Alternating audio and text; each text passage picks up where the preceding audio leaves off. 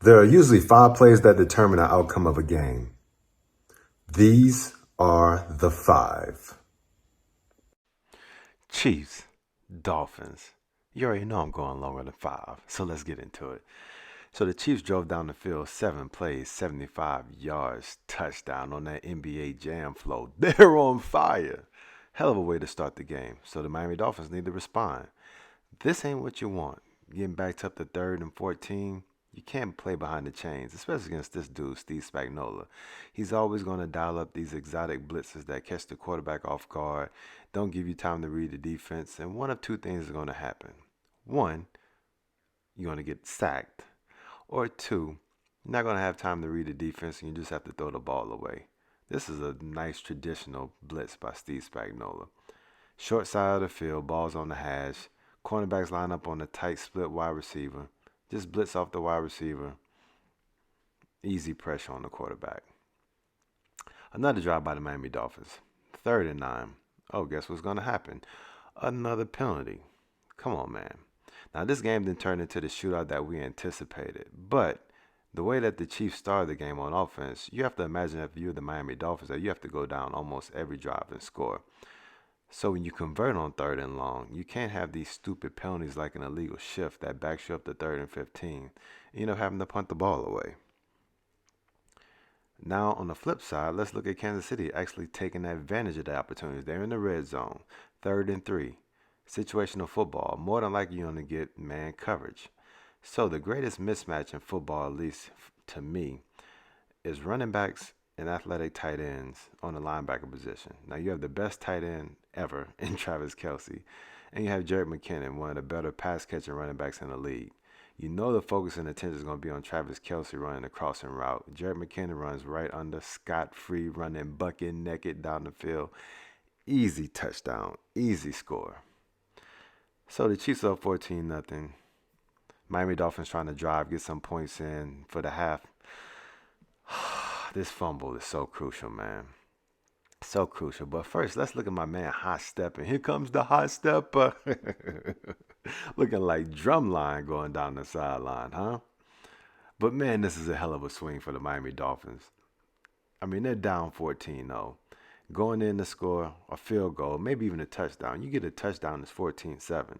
You get ball at the beginning of the second half. That means you go down, drive, score a touchdown at the beginning of the second half. It's 14-14. You got yourself a game. So, man, this is a hell of a momentum swing. Going from potentially 14-7 to 21-0 at halftime. Man, which is another reason why you have to give some respect to my man Mike McDaniel and this Miami Dolphins team, because a lot of people trying to throw shade on them on social media. Oh, they can't win games against good teams. They only beat sorry teams. But look, this is probably the worst half that the Dolphins could have had. Penalty laden, penalty flags all over the field. Every damn drive they had. You have key fumbles like this with Tyreek where they're actually moving the ball, and then you miss out on opportunity for points at the end of the first half. Yet and still they find a way to claw and get back into this game. Because it wasn't all bad. Look, end of the third quarter, 2nd and 5, play action pass, Tua finds Cedric Wilson, dime, touchdown. Hell of a throw, hell of a catch. Because it isn't bad coverage. Like McDuffie knows that he's running to the corner. Tua sees that, so he throws the ball on this inside shoulder, where only Cedric Wilson can make a play on this. And watch him where he's looking off the safety. Keep eyes to the left, hold the safety a little bit more, so he gives you that nice little window on the inside to hit Cedric Wilson for the touchdown. That's beautiful ball right there. Beautiful ball. And look, that's where the momentum is starting to change right here. It's 21-7. I mean, we figured that the Chiefs were going to blow them out at this point. Now you get unnecessary roughness by Chris Jones. Like, I don't know what my man was doing. Like, I don't know if the dude said something to him, said something about his mama, but, like, it's 3rd and long. You about to get off the field. You can't have plays like this. So now you give Miami the ball back. It's going to be 1st and 10, deep in your territory. And this dude, Raheem Mostert, starting to heat up. Let him ride the wave. Touchdown. 22 seconds left in the third quarter. Now it's 21-14. Now we have ourselves a game. Hey, it happens fast, yo. It happens fast. And this is something we're going to come back to later on in this clip too. You see this Miami run game starting to surge. Now, this play wasn't pivotal because Miami got the ball back. I just wanted to point this out for coaching tape purposes, because this is the evolution of the peanut punch. Look how he's punching, but the punch is part of his tackle and wrap. A lot of times you find guys, they try to punch the ball, but they don't wrap. Him doing both at the same time is so beautiful. So I felt like I needed to highlight that. Now, here's another drive by the Miami Dolphins. 3rd and 5. Convert. 6 minutes left in the fourth quarter. Look at Tyree. Look how he's acting. Like, you could tell they have some energy. They got some mojo going. 1st and 10. Hell of a play by the Kansas City Chiefs defense to tackle him for a loss. Sometimes you just got to step up, man. Offense started off hot. Things kind of slowed down a little bit. You put them behind the chains, 2nd and 16. What did we talk about earlier in the clip? Steve Spagnola. Whenever you playing behind the chains against Spags, whether it's 2nd and long, 3rd and long, he's going to dial up these exotic blitzes that doesn't give your quarterback time to process what's going on the back end, and it's usually going to lead to sacks or throwaways. In this instance, you get a sack. Now it's 3rd and 26. Already too far behind the chains. You're in a situation where you probably could have gotten 3 points out of this drive. Now you get backed up so much that you just have to punt the ball away.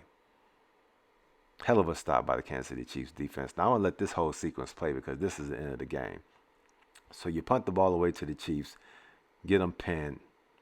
They have to punt the ball away. I mean, that was a great blitz pickup by Jared McKinnon, but that just shows how great the coverage was for the Miami Dolphins, because even though Patrick Mahomes had time, he still had to throw the ball away. So now, situational football. 4th quarter, 2:28 on the clock, 2 timeouts and 2 minutes, so basically 3 timeouts. So you run the ball. Raheem Mostert, skating. That's a hell of a chunk play to start the drive off. They're still riding that momentum that we saw Tyreek playing with early in the 4th quarter, late in the 3rd quarter. Like, Miami's like, yo, we got a chance to win this game. You got timeouts. You got the 2-minute warning. Run the ball effectively, all right? So you got a nice, good chunk play there. 2 minutes, stop the clock. You going to run the ball again? Another chunk play. Okay, we going. We going. Now, I understand the logic that's going to come up on this next play. You got 2 successful runs in a row. Think that Steve Spagnola may want to try to play the run, limit that. So they're going to come with a pass on this next 1st down and 10.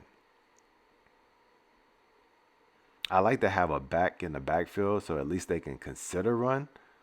So this was like obvious pass.